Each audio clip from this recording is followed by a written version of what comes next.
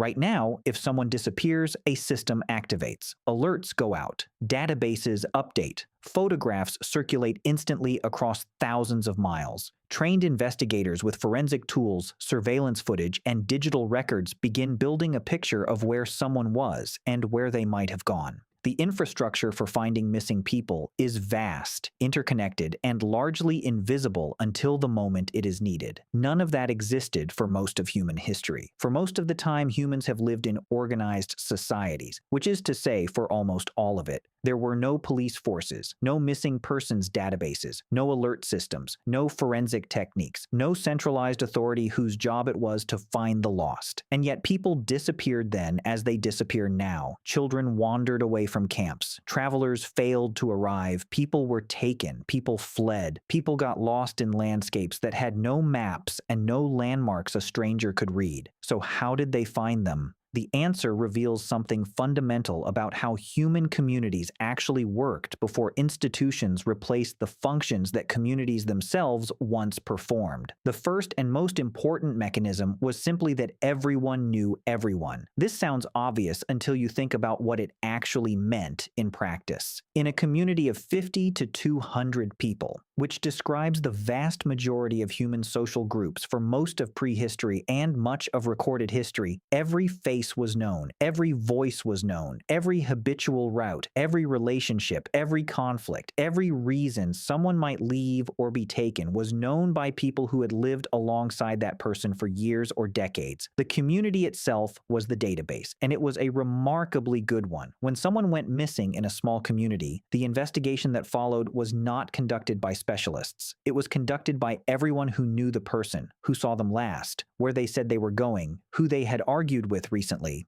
who might have wanted to harm them, who might have helped them leave. This information existed, distributed across the memories of dozens of people who had no official role, but who collectively possessed everything needed to understand what had happened.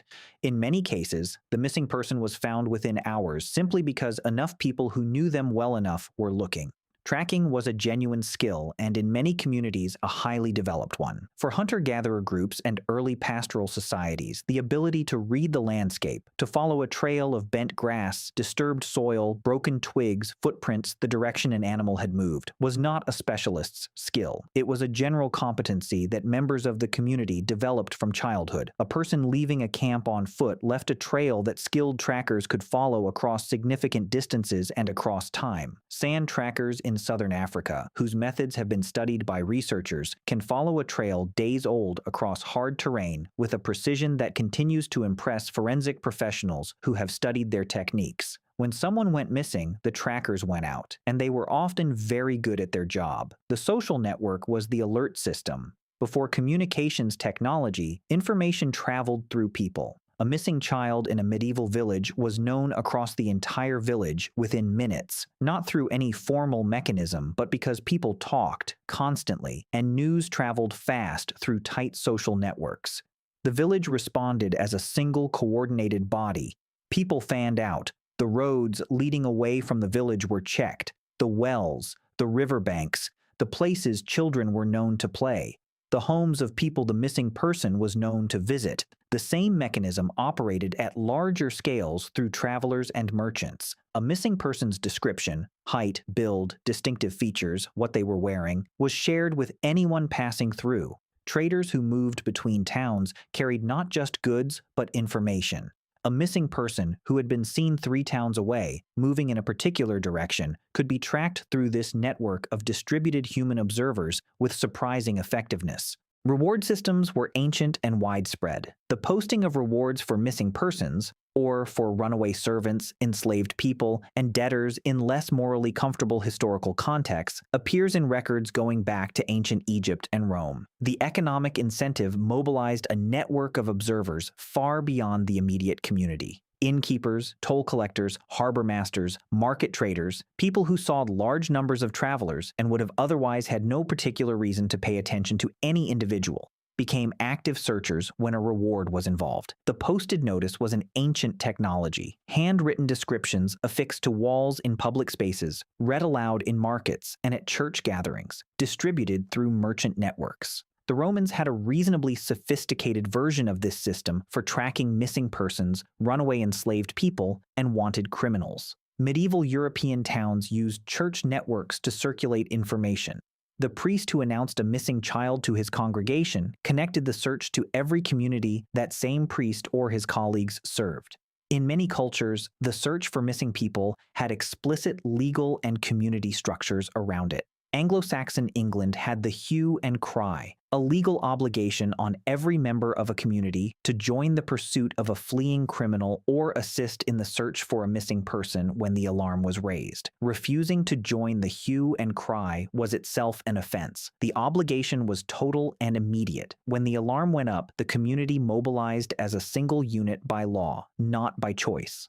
Similar systems existed across medieval Europe, in Islamic legal traditions governing the community's obligations to its members, in the customary laws of many African societies where the community's responsibility for its members was explicit and enforceable. These were not perfect systems. People were not always found. The missing person who had been taken by a stranger passing through, or who had wandered into wilderness far from any human settlement, or who had deliberately concealed their destination was genuinely difficult to locate without the tools of modern investigation, but the systems were more effective than they are usually given credit for.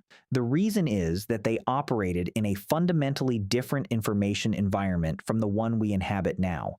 Modern communities are large, anonymous, and mobile. Most people in a modern city do not know their neighbors. Most people who disappear do so in a context where nobody who saw them knew who they were or would have any reason to remember them specifically. Pre-modern communities were the opposite: small, stable, and deeply interconnected.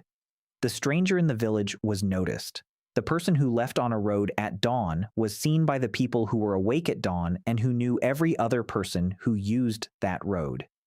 The information existed. The question was only whether it could be assembled quickly enough. In the tightest communities, with the best trackers and the fastest social networks, it often could.